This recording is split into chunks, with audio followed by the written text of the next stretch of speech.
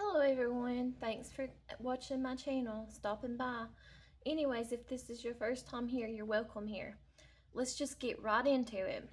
On today's video, we're going to be going over this character here. Some of y'all might know him because he's real famous from other horror games and other movies that's horror movies. And he's got a backstory. So this Dead by Daylight franchise has bought into the copyrights of having this character, but they can't call this character by the character's original name. Anyways, I play on this person's account, and this is how I have this character dressed. You do have to buy this character with cash money. He looks like that, and he's prestige to a level 4. His name on here is called the Cannibal, but some of y'all might know him as Bubba. So he's from the Texas Chainsaw Massacre or whatever franchise. Anyways, let's get into it and read his backstory. The Cannibal. Whether killers perform their heinous acts by the compulsions of their deceased minds, or if they are forced into them by external pressures, has long been a matter of debate. But for one killer, nature and nurture are inextricably linked. Leatherface kills not from a desire to exert his will over others, to satisfy carnal urges, even to quiet the voices in his head. He kills because he is scared that others will hurt him, scared that his family will be displeased with him, scared that their shared willingness to eat human flesh will be discovered. He does as he is told. His family loves him, and that is all that matters. Outsiders are a threat, and threats need to be dealt with.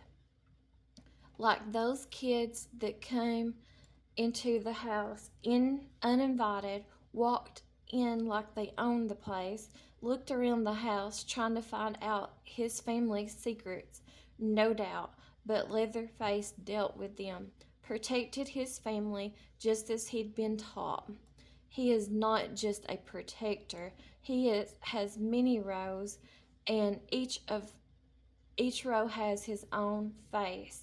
He serves dinners, cares for the family, dresses well when they eat. His grandpa and ma used to care for them all, but grandpa is old now and she has been still for a while. So Leatherface and his brothers had to take over. Family is everything to him. Family is security and safety. But even though he did his best, one of the kids got away. He tried to stop her, chasing after her as fast as he could, but she had help.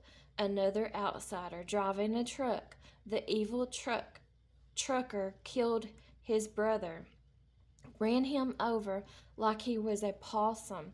In a fury, Leatherface leapt at him, the saw ready to avenge his family, but the trucker was too quick. He knocked Leatherface aside and turned his own saw against him.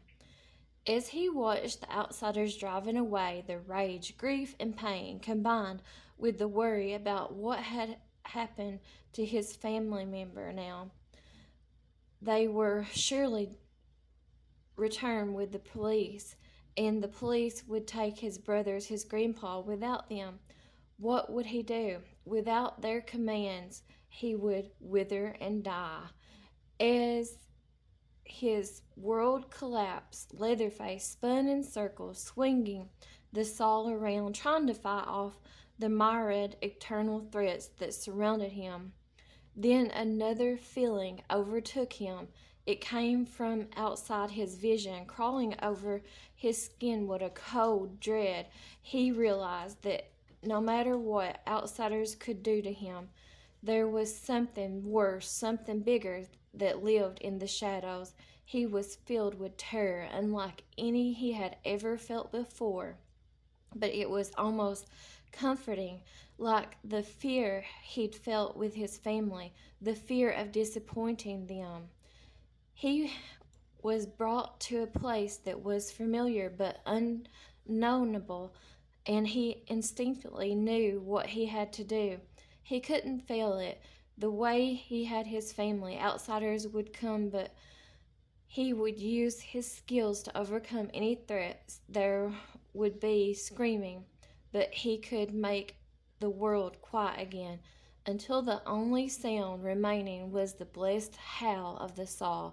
Let the outsiders come. So that's his biography, his backstory, and that's what he looks like. I got him dressed. And like I said, a lot of y'all might know him from other video games and horror movies. He's a real famous character, Leatherface is, or Bubba, is like I like to call him. But you call him the cannibal on this game. And I've played him before on another game too called Texas Chainsaw Massacre. And I just like Bubba's character, but I don't hardly ever play the killer side of this game, Dead by Daylight. I just put points in from the survivor side is all I do. And I don't really plan on prestiging or leveling up the killer sides too much, so they probably won't be very high. We've only got, on this account that I play on, we've only got one killer that's prestige to level 100, and that's probably the way it'll stay. I know playing against Leatherface or the cannibal or whatever is really hard sometimes, especially if they're a good one and they're using his perks and stuff. It's really hard to play against him. Anyways, let's get into reading his perks. Barbecue and chili. That's what it looks like. It's in the purple, so it's a very rare perk. A deep bond with the entity unlocks potential in one's aurora reading ability. After hooking a survivor, after other survivors' auroras are revealed to you for 5 seconds when they are further than 40 meters from the hook. I just can't take no pleasure in killing. There's just some things you gotta do. Don't mean you have to like it. Drayton Sawyer. The next one is Knockout. It's in the purple, so it's a very rare perk. The trauma caused by your brutal attacks makes crying for help painfully difficult. When a survivor drops a pallet, if they move 6 meters away from it within 6 seconds, they gain 5% hindered for 5 seconds. Hindered reduces survivor movement speed. Oh, that gun's no good the old way with a sledge. You see, that way's better. They die better that way. Nubbin Sawyer. Okay, the next perk that they have is called, or he has, is called Franklin's Demise. It's in the purple, so it's a rare perk. Your basic attacks make survivors drop their items on impact. While on the ground, it takes up to 90 seconds for the item to lose all of its charges if it is not picked up. Reveal items on the ground within 32 meters with a white aurora. The aurora will slowly fade to red until the item is empty of charges. Sally, I hear something. Stop, Franklin. Alright, let's go into his customizations. That's the only customization that this character has on this person's account that I play on. Because like I've told y'all before, on the killer side, I don't know what it is, but they're a whole lot more expensive and costlier, especially when you have to buy everything like the franchise itself bought into this character to have it into their video game. They bought the copyrights of it. Anyways, I've only played this Bubba character like maybe once. I've not really played it much at all. And I don't know how to play it, and I don't like playing killer side. I just don't enjoy it. I play survivor side most of the time. But this is what this person's using on their perks. You can kind of look at them there.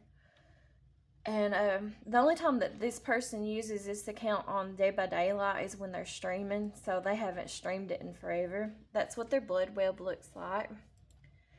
And the Twisted Massacre Rift is still going on. I think there's 9 days left to it.